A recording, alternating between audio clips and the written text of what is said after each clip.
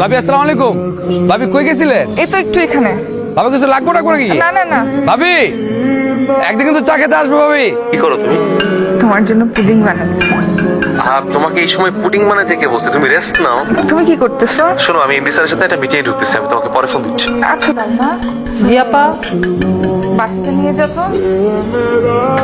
সালমা, সালমা, হ্যাঁ আপু বলো। শোনো আমাকে হসপিটালে নিতে হবে, আমার পেন হচ্ছে, তাড়াতাড়ি আয়। আপু আমাদের আসতে তো ঘন্টাখানেক লাগবে। ও নিচে কি একটা গাড়ি ডাকা, ওকে হসপিটালে নিয়ে আয়। কিরকম আইসন? এই পরে কথা বলি। আর বেটা তুই সারা দিন খালি ব্যবসা বাণিজ্য আর টাকা পয়সা কামাই লইব বেটা, ঘরের বউ বাচ্চা খবর রাখতে হইব না। এখন চা চাইছে বন্ধু, তুমি না খাওয়া যাইতে পারবো না। কে তুই? বন্ধু না আমি। এই কি বন্ধু তুই? আমার বিয়া হইছে, আমার বাচ্চা হইছে, আমি দূরে খাবো কেন? কইটা সিটে ঝামেলার মধ্যে আছে, পরে কথা কইতে আসছি। ভাইরা কি করলো ভাই? ফ্যামিলি প্রেশার না, এখন বাপ হইছে ওই এক্সাইটেড আর কি। বুঝতেই পারিনি হুট করে যে এরকম একটা সিচুয়েশন চলে আসবে।